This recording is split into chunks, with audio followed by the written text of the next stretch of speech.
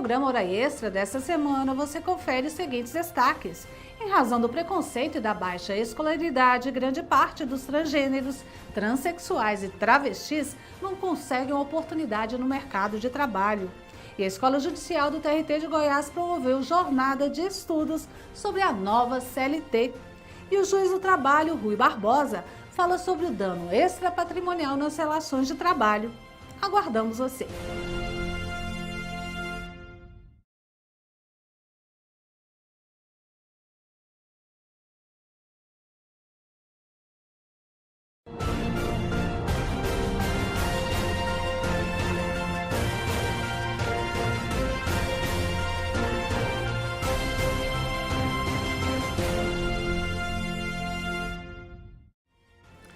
Está começando mais uma edição do Hora Extra e neste programa você vai conferir os seguintes destaques. Em razão do preconceito e da baixa escolaridade, grande parte dos transgêneros, transexuais e travestis não conseguem oportunidade no mercado de trabalho. Muitas acabam na prostituição. A Escola Judicial do TRT de Goiás promoveu jornada de estudos sobre a nova CLT. E no bloco de entrevistas, o juiz do trabalho, Rui Barbosa, fala sobre o dano extrapatrimonial nas relações de trabalho. O assunto foi regulamentado pela reforma trabalhista.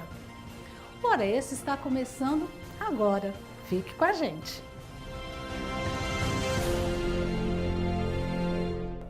A Escola Judicial do TRT de Goiás promoveu jornada de estudos sobre a nova CLT.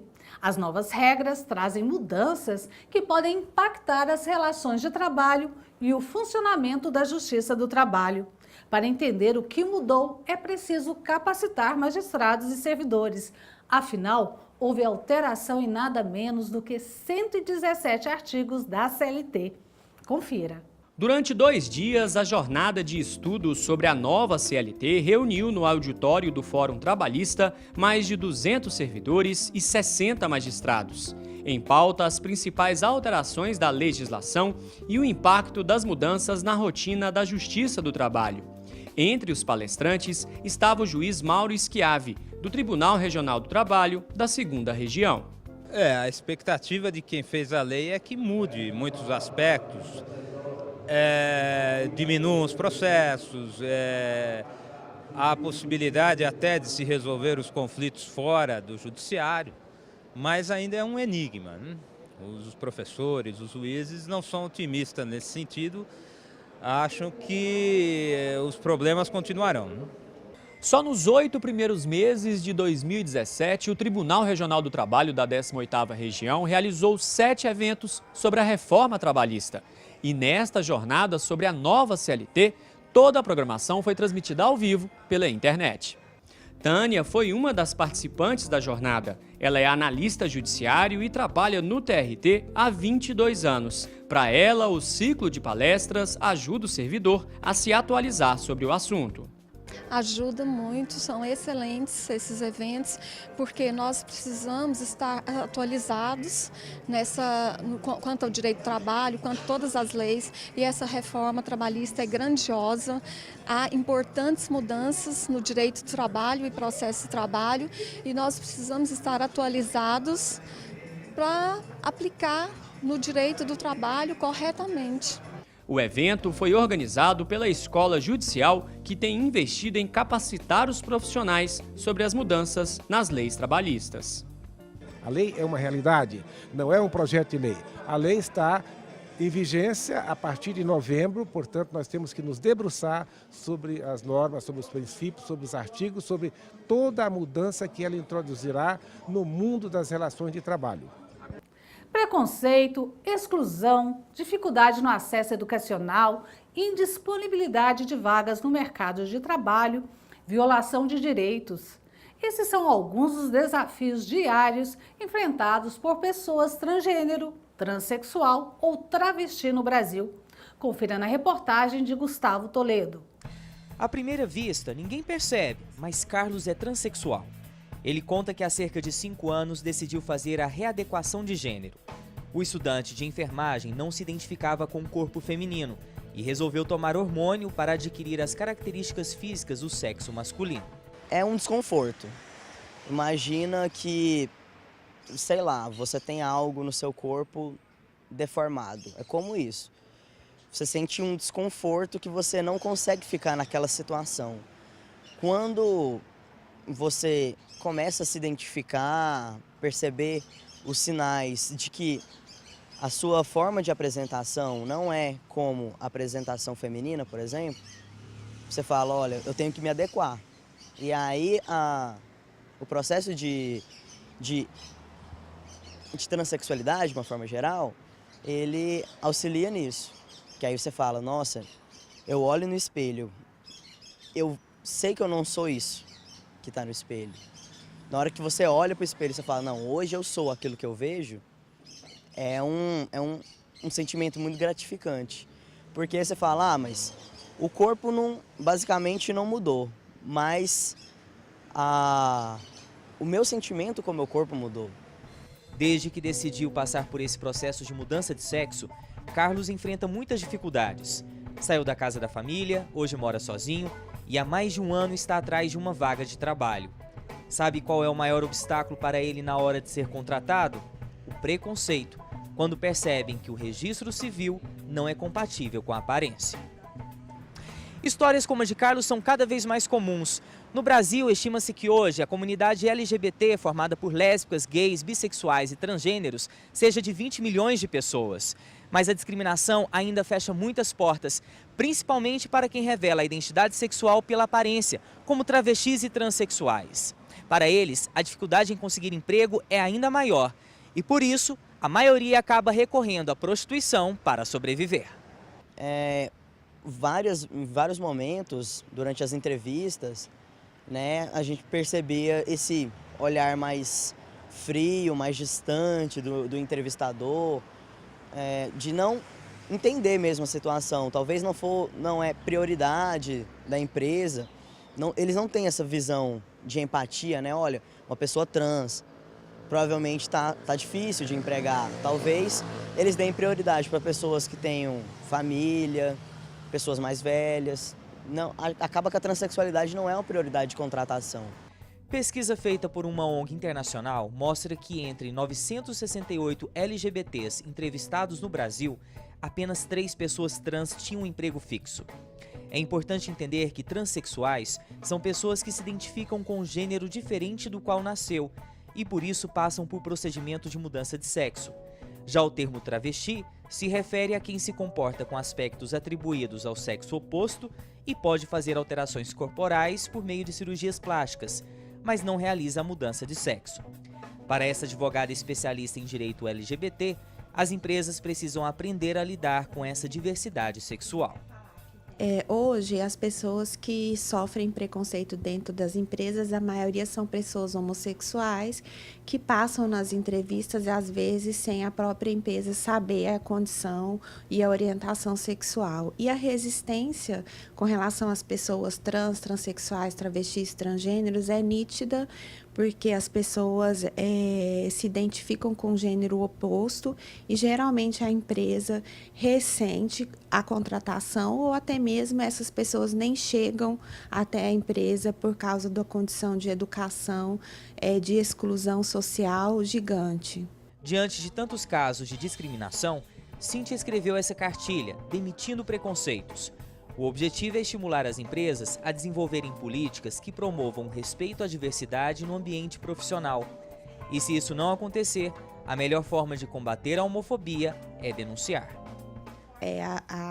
O preconceito, eu costumo dizer que ele não se pode calar para o preconceito.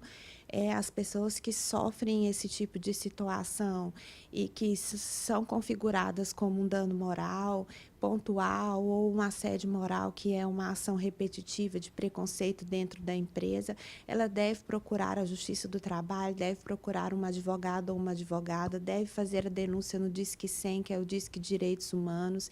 Se for uma questão de vias de fato, deve procurar uma delegacia para registrar a ocorrência. Então, a pessoa não pode ficar calada, porque só assim a sociedade vai caminhar e mudar.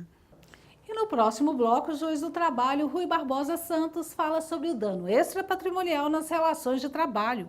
O assunto foi regulamentado pela reforma trabalhista. Voltamos em instantes.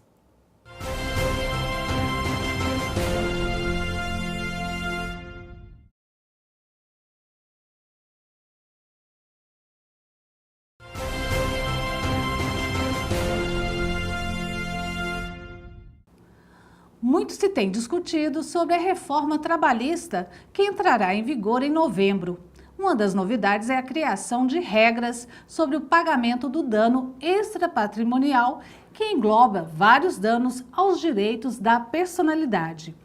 O juiz Rui Barbosa Santos, da 2ª Vara do Trabalho de Goiânia, fez uma análise minuciosa sobre essa alteração da nova legislação e vai esclarecer os principais pontos aqui no Hora Extra hoje. Doutor Rui, muito obrigada por sua presença aqui no Hora Extra. Eu que agradeço. Doutor Rui, antes da reforma, da nova legislação trabalhista, nós contávamos com a construção doutrinária e jurisprudencial sobre o dano extrapatrimonial, com fundamento nos direitos constitucional, civil e previdenciário. Agora, o legislador resolveu regulamentar o assunto. Na sua opinião, qual foi a intenção do legislador? Olha, de um modo geral, eu acho que o legislador reformista quis, no ponto referente ao dano extrapatrimonial, primeiro afastar a aplicação da lei civil, do Código Civil, nas relações de trabalho, especialmente no que se refere à responsabilidade objetiva, no caso de danos a direitos da personalidade, chamados danos extrapatrimoniais, danos morais. Outra intenção do legislador, a meu ver, foi desconstruir toda a jurisprudência trabalhista já sedimentada nessa área, restringindo as espécies de danos indenizáveis e as hipóteses de indenização e fazendo uma tarifação ou tabelamento dos valores pagos a título de indenização por dano moral ou dano extrapatrimonial, como é chamado agora na lei da reforma. Justamente, houve a mudança, com a nova legislação. Antes era entendido como dano moral e agora um novo conceito, dano extrapatrimonial. Esse conceito é mais amplo? Olha, se a gente considerar que o dano extrapatrimonial é aquele que não se projeta sobre o patrimônio material da pessoa, ele pode ser entendido como uma expressão mais ampla. Eu até acho interessante a expressão. Agora, é curioso porque a legislação passou a definir como dano extrapatrimonial danos morais e danos existenciais. Nesse aspecto, parece que houve uma restrição, embora o sentido de dano extrapatrimonial remeta a uma concepção mais ampla. Deixou a CLT, não fala nos artigos relativos ao dano extrapatrimonial, por exemplo, do dano em ricochete. O dano em ricochete é aquele que, atingindo uma pessoa, resvala ou ricocheteia em outra pessoa. Por exemplo, a morte do pai em um acidente do trabalho gera dano moral para o filho que ficou sem o pai. Esse é chamado de dano em ricochete e é um dano que o próprio Supremo entende que é indenizável. A CLT não falou dele. Também há o dano estético, há o dano moral coletivo. Os artigos da CLT que tratam do dano extrapatrimonial se referem apenas ao dano moral e ao dano existencial. Penso eu que a jurisprudência e a doutrina tendem a buscar um enquadramento correto disso, dando a interpretação de que dano moral, aquele dano moral referido na CLT, no artigo 223b, seja um gênero e não uma espécie de dano. Porque se eu entender assim, eu posso depois imaginar que dentro do conceito de dano moral, novamente, vai haver outras espécies de dano, de danos extrapatrimoniais. Então, de um modo geral, eu posso entender que a expressão dano extrapatrimonial é mais ampla do que estritamente dano moral, mas também dano moral não é puramente uma espécie, mas um gênero de dano. Certo. Agora, a reforma trabalhista, ela traz critérios e limites para a fixação do valor da indenização que será calculado levando-se em conta principalmente o salário do empregado, né? Essas regras, na sua opinião, estão causando muita polêmica. O que o dispositivo de fato estabelece, ele é constitucional, na sua opinião? Então, sempre houve uma crítica de que a possibilidade de fixação aberta, ampla, de indenizações de valores os mais diversos, gerava insegurança. Agora, na minha opinião, é da natureza desse tipo de demanda a indeterminação dos valores. A reforma da CLT, particularmente o parágrafo 1º do artigo 223G, faz um tabelamento desses valores e faz uma categorização em danos de natureza leve, média, grave e gravíssimo. Os danos leves seriam indenizados em até 3 salários do ofendido, os médios em até 5 salários do ofendido, os graves em até 20 salários do ofendido e os gravíssimos em até 50 salários do ofendido. O problema desse tipo de tabelamento ou tarifação é que ele traz, inevitavelmente, uma quebra de isonomia entre os ofendidos. Por exemplo, se um operário e um encarregado ou um gerente forem vítimas da mesma situação, por exemplo, de um acidente de trabalho, os direitos de personalidade do operário terão um valor proporcional ao seu salário. E os direitos de personalidade do encarregado, do gerente ou de um diretor terão um valor proporcional ao seu salário. Então, é como se eu dissesse que a honra, a imagem, a integridade física do operário valesse muito menos do que a de outra pessoa em função do salário. É evidente que isso é uma quebra de isonomia sem amparo na Constituição do Brasil. É uma estratificação. É uma estratificação, quase que uma instituição de castas, eu diria. Mas há problemas ainda mais graves. Por exemplo, o tratamento do trabalhador em relação à população em geral.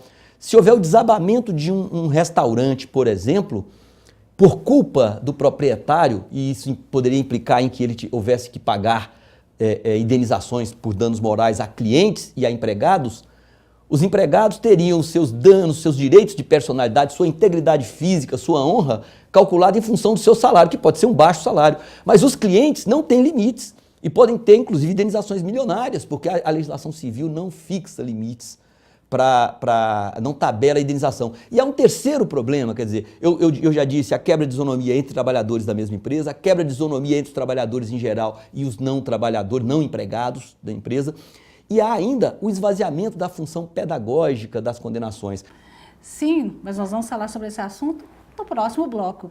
Nós vamos para um rápido intervalo e voltamos em instantes. Hoje recebendo o juiz do trabalho, Rui Barbosa, que fala sobre dano extrapatrimonial, novidade da nova legislação que entra em vigor em novembro. Voltamos em instantes.